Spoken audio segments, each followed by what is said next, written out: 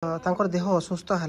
आपण मैंने समस्ते परिवार लोक मैंने ही घर रखबार कथा किंतु से सेन रोते तार कारण काଣା रही सर नाई नाई से माने कहते आम सब बुझबू कहते से माने जिते बोले कहते आम बुझबू आम बुझबू आम बुझबू कौन तार बुझबू तुम बुझुल तो एमती परिस्थिति कौन है मु हूँ हेमंत सागर दादा आ हेमंत सागर हूँ मोर आंटीर पुओ दैट मीन्स मोर मामूर पुओ मुझे बेले ताकू जानिली से जिते बेले गोटे ओडिशार ग्रेट सिंगर पर मु जानिली तापर मु गर्वित कली मु प्रभु ठारे मध्य प्रार्थना कली कहली प्रभु मो भाई को ओडिशार गोटे स्टेट लेवल सिंगर कर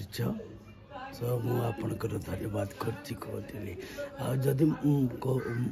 मो भाई जदि भाई को देखा को जाऊली मझे मझे जदि मो जाए ताहले ता सहित जो माने थिले जो भाई माने थिले से माने कोन करथिले कि ना कबाट गुड़ी दौले कबाट दे दौले जे खोली दौले कबाट दे भाई थिले मध्य से मैंने कहते कि भाई नाई बोली कहते एपरिक दिन मो हाथ मध्य चेपे देते से मैंने कहते आम सब बुझुचु कौन बुझुंट से मैंने कौन बुझिले आगे कहतु से मैंने कौन बुझिले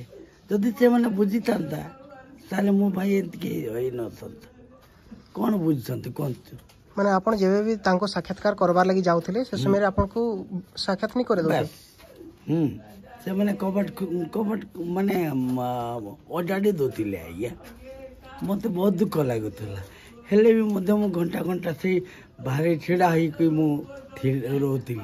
मो भाई बाहर मुझ सहित भेटी हबी माने बलांगीर फेरी बोली कहती सर जिते बेले तांकर देह असुस्थ है आपण मैंने समस्ते परिवार लोक मैंने ही घर रखबार कथा किंतु से सेन रोते तार कारण काଣା रही सर नाई नाई से माने कहते आम सब बुझबू कहते बुझिले कि ना से माने आम डॉक्टर पाक आम ये करूँ आम सब देख करूँ कहते कौन बुझुले मु तो किसी बुझी पारे कहते से माने जिते बोले कहते आम बुझबू आम बुझबू आम बुझबू कौन तार बुझबू तुम मैंने कौन बुझब बोली कहते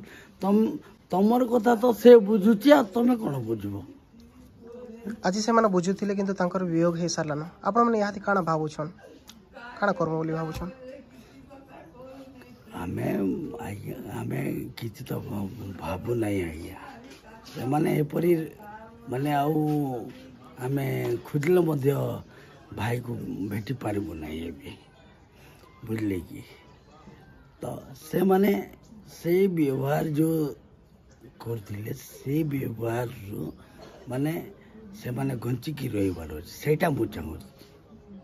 आंटी थिला समय देखी बोलते से खबर दे दौले आंटी को मत जाई न आंटी को मत देखी दे नी एमती लोक मैंने थे हेले एटिके आसले आज्ञा से को देखिए कौन तुम मैंने बुझुल तुम मैंने कौन बुझुल तुम बुझुल तो एमती परिस्थिति कौन है कौन बुझीच तुम